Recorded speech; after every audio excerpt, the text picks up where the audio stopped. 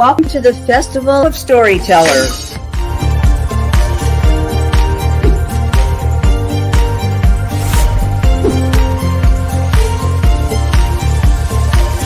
I thank everybody that's involved with this process because we know writers need readers and writers need publishers.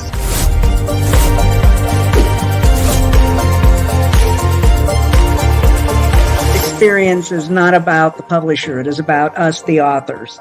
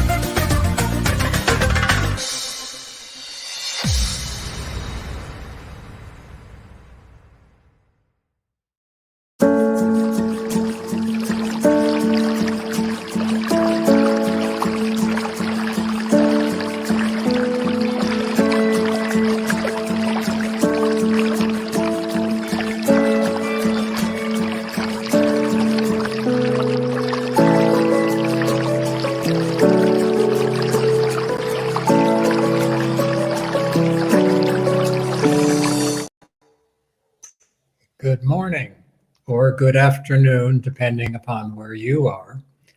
I'm currently living in Oaxaca, Mexico. My husband and I have moved here. We still maintain a small residence in New York City. Okay, now you're here because of my book, but I'd also like to know something about you.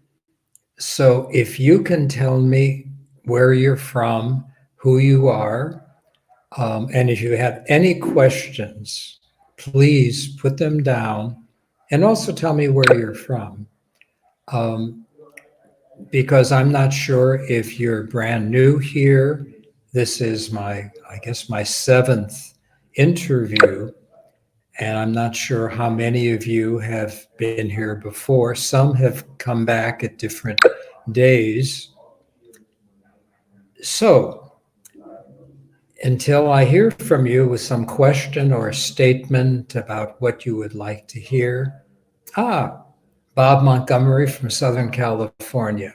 Good afternoon. Okay, so if you're from Southern California, so you're in the morning. Okay. Well, Bob, do you have any particular questions to ask of me, or should I just start saying something about the book? Oh, México, ¿cómo está allí? Estoy muy bien. Estoy viviendo acá. Yes. And you're from Boston. Okay. Well, let me just give you a brief description about the book. It's basically a self-help book. I've been a psychologist for over 50 years and worked in community mental health for a number of years, and then sort of actually fell into a private practice. And because of my network and because I was very active in the LGBT community, and I should say LGBTQI community, I knew a lot of people. And so, much to my surprise, hi, Frida, nice seeing you again. So I had a private practice, and I really enjoyed it very much.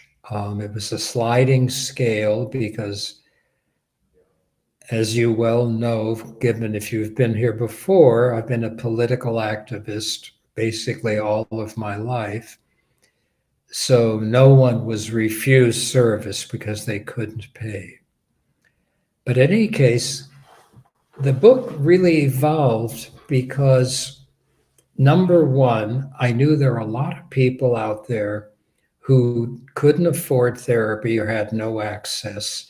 And with the AIDS crisis, I just discovered so many gay men who are really afraid to grow old as a gay man. So, okay, let me go on answering some of the questions. Elena Lautner commented, been watching me live and she's ready with a question. On a serious note, how does the coming out process uniquely shape the lessons learned by a gay man? Well, thank you, Elena. That's a very, very good question because it really forms one of the bases of my book and my talk now. The issue is that coming out is a very ethical process. It's first of all about being authentic to yourself and to the rest of the world. And in the coming out process, you put at risk absolutely everything that is a support in your life because you don't know what the consequences are going to be. You don't know how your family's going to react. You don't know how the people you know will react, nor do you know if you're working, how your job, or whatever.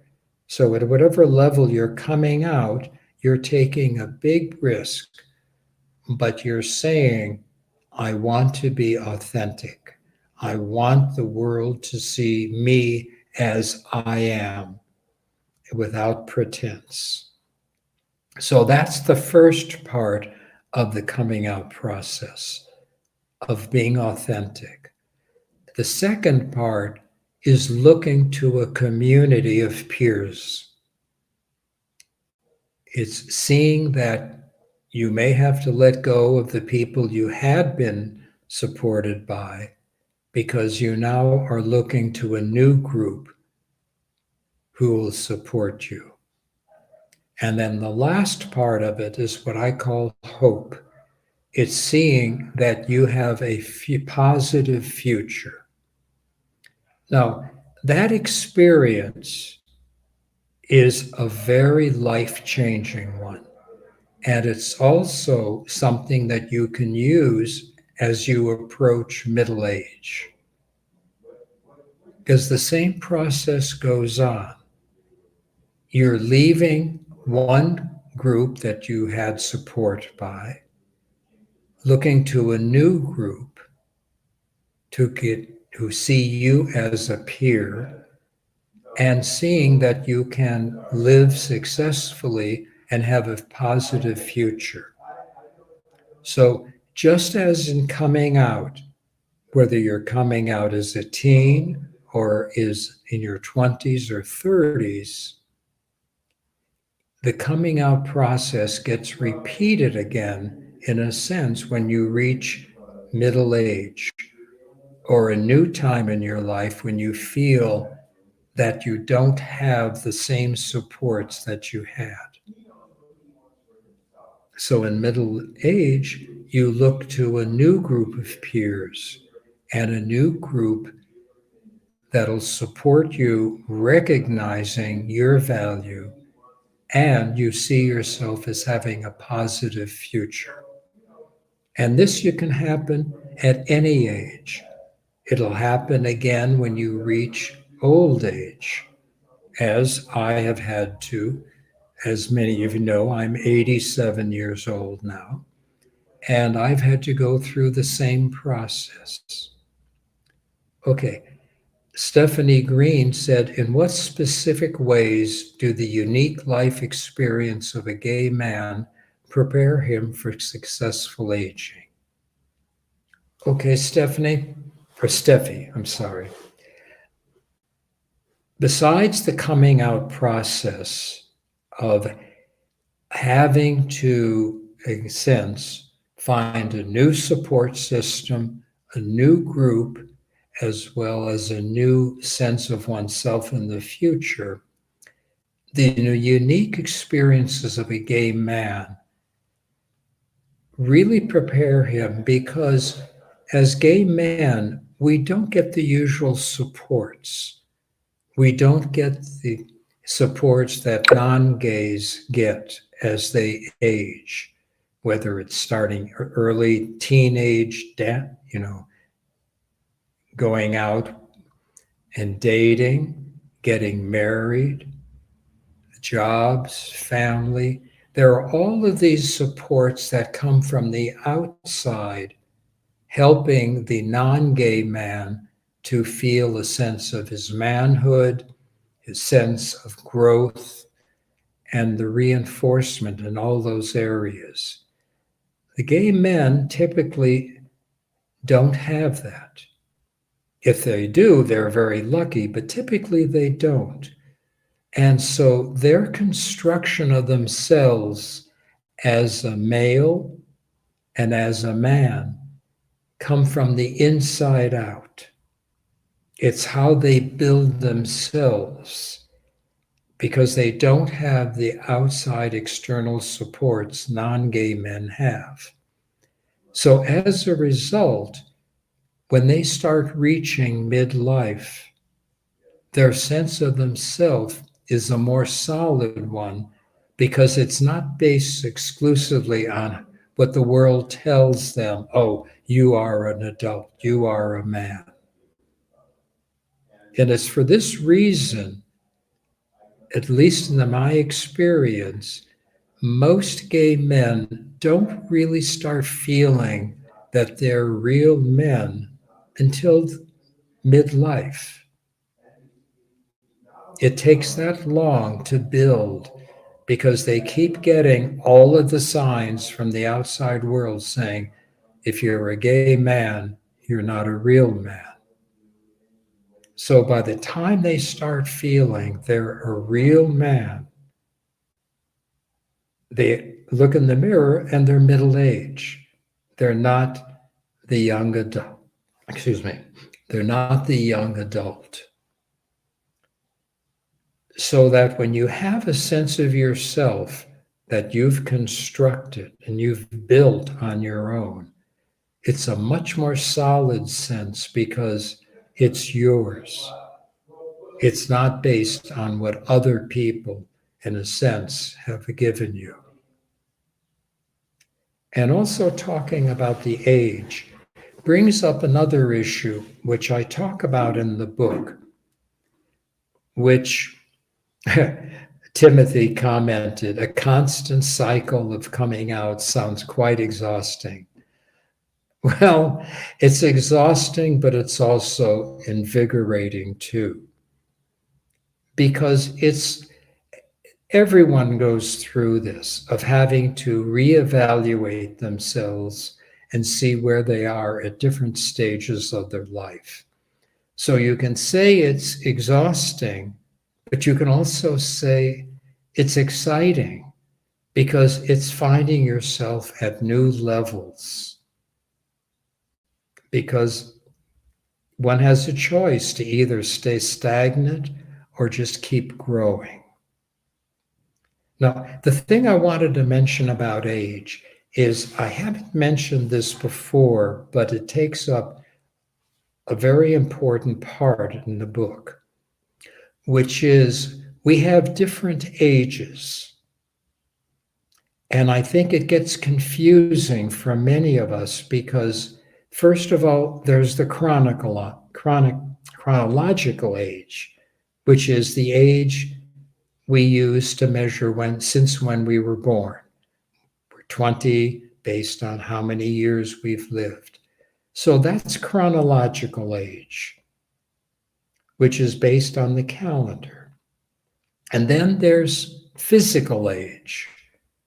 Some people are much older than their years because of poor health, not taking care of themselves, or because they have really taken very good care of themselves. So their chronological age may be, say, 35, but their physical age could be 25, or could be 45 or 50. And then there's the emotional age. Some people are very, very mature and it comes early. Some it takes a long time.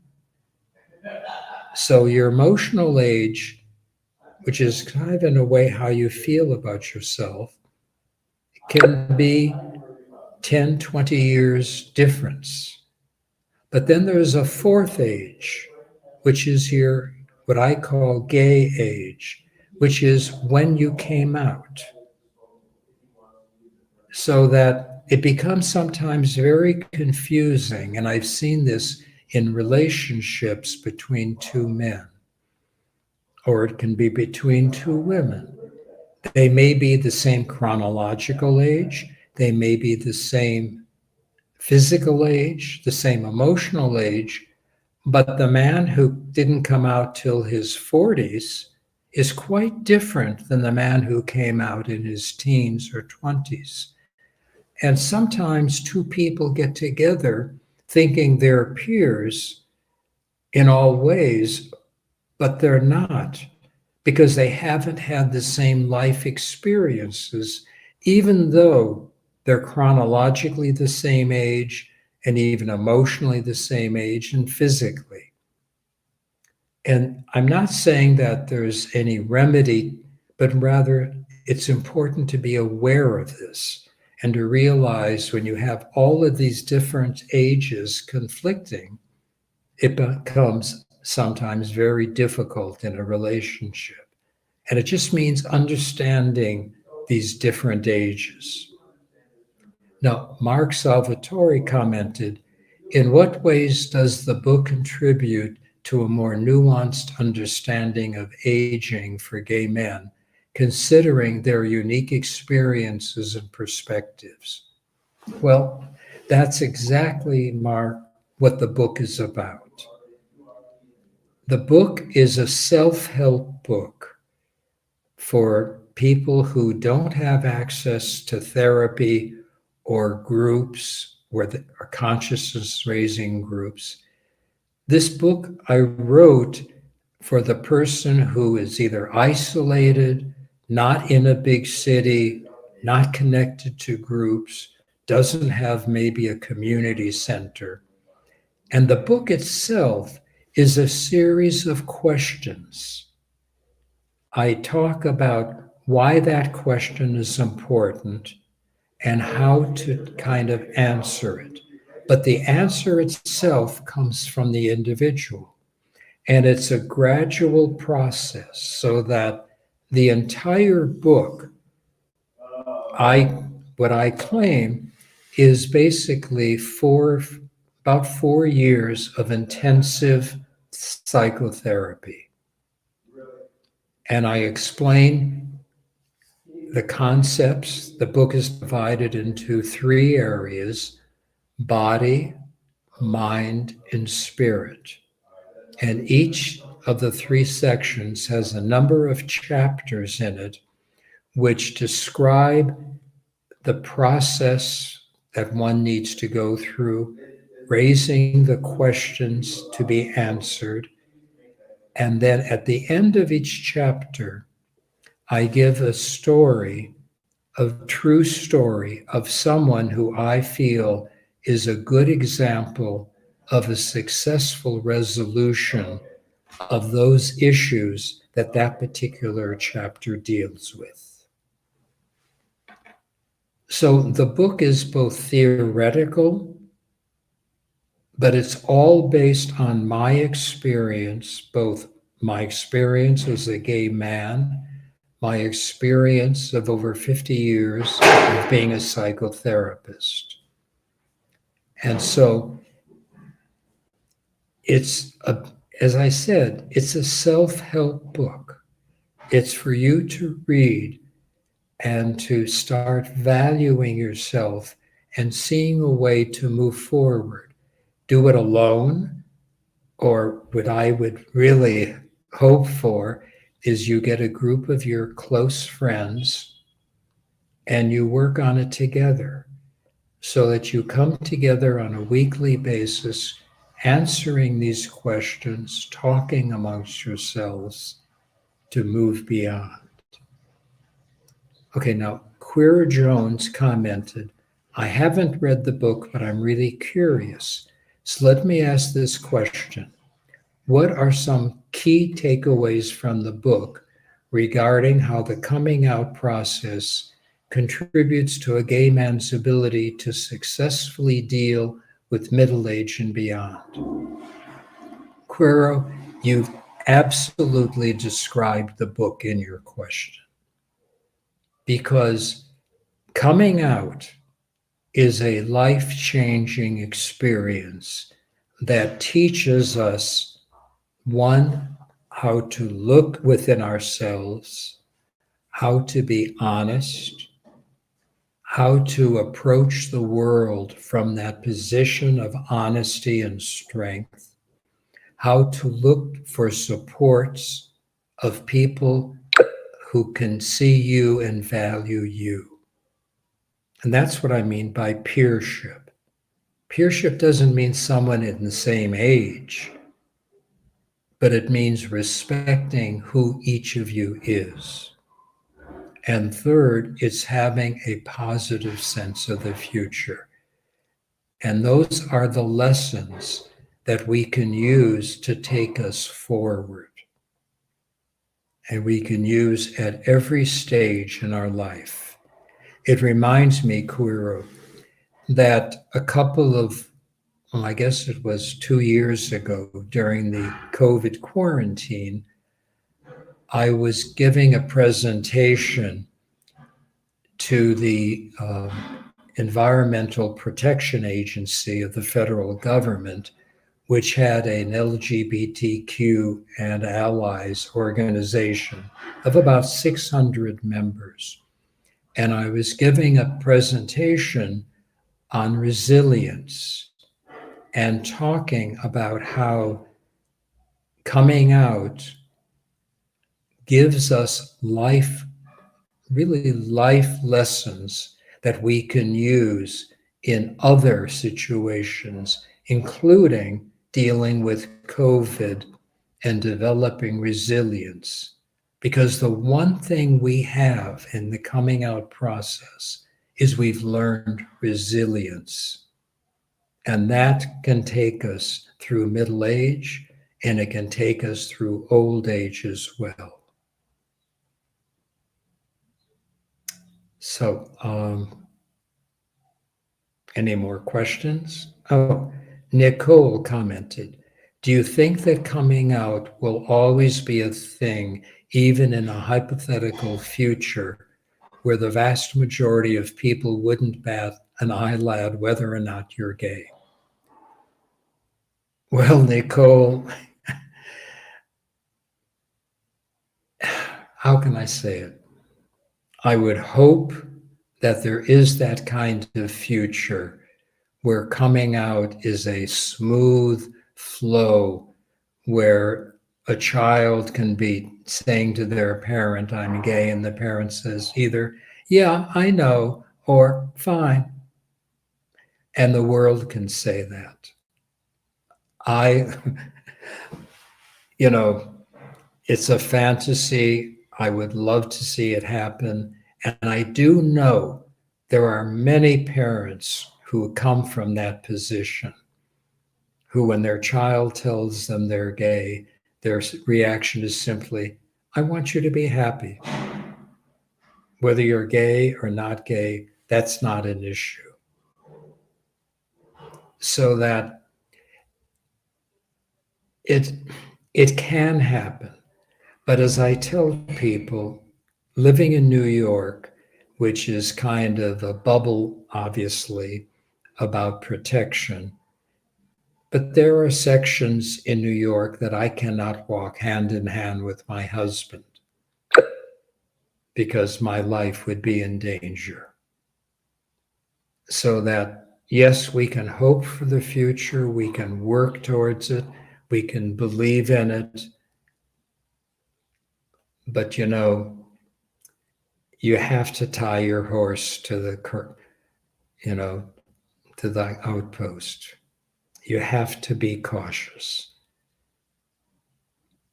Catherine McGuire commented, "Your book has the potential to be very important. I feel while being gay in the city is better now, being gay in the rural countryside is not. This would be a good resource." Well, I'll tell you, Catherine, I'm always surprised at hearing from younger people who live in the country who are lucky to have parents who can accept them and who can openly be supportive.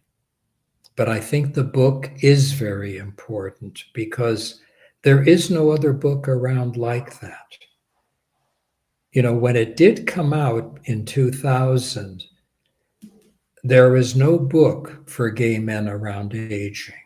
There was a book for lesbians at midlife, which was the first of its kind, and that came out in the early 90s. But there still is no book like this because this is a book that I wanted to share the professional knowledge with people. I'd written papers, I'd written loads of articles and books, but basically they were seen by a professional audience. I wanted this to be out there so that everyone has access. So it's interesting is that when the book came out in 2000, I heard from therapists who said they actually found it useful because they used the questions in the book in their own therapy. Jerry Davis commented, "How does the book navigate the intersectionality of being a gay man in 2024 and aging successfully, considering the unique aspects of this dual identity in today's world?" Well, intersectionality is always going to be an issue. Intersectionality if you're Black, if you're Hispanic, if you're from any group where you have been the other. I talk about this as in the second book, which is I have an epilogue in it explaining how my life has changed since 2000. Because we've had very, very important shifts. We've had 9/11 take place. We've had the Me Too movement. We've had the Black Lives Matter movement. The world has shifted. And as you've seen in the country, what's going on in the United States, intersectionality has become incredibly important. And so, as the gay man and as a lesbian, or especially a trans person, there are all these issues of intersectionality which we have to be aware of. I don't know if you've read W.B. Du Bois talking about the second consciousness or double consciousness, the idea that we're always having to be aware, if we are a Black person in this culture, of being aware of how we present ourselves and how we actually are. And this is related to an issue I bring up in the book about what I call the hologram. The hologram being that presentation of ourselves out there. We're sort of behind that hologram, feeling who we are, what we are, but we're aware of a social presentation. And as we age, the more successfully we age, the better we can feel about ourselves, and the closer we are between who we are back here and who we are out there that we present to the outside world. And so for me, in many ways, aging successfully is, in a sense, closing the gap. So who we present to the world and how we are and who we feel we are the same. The popular phrase is learning to be in your own skin and being aware that other people may not like it, may not be comfortable with it, but it's your saying, this is who I am, and I like who I am. Okay, I've gotten the notice. It's time to wrap up. I'm going to be talking again tomorrow. Let's see, in the morning at 10 o'clock. Okay, that's 10 o'clock my time. If you're in the East Coast, that's be 11 o'clock. And if you're in the West Coast, that's unfortunately 8 o'clock. But I'll be here at 10 o'clock tomorrow. And I want to thank you for joining and thank you for asking the questions, because that's what, for me, invigorates me. I don't like to just talk about the book, but I'd like to share it with you. So thank you for joining, and hopefully see you tomorrow at 10. Goodbye.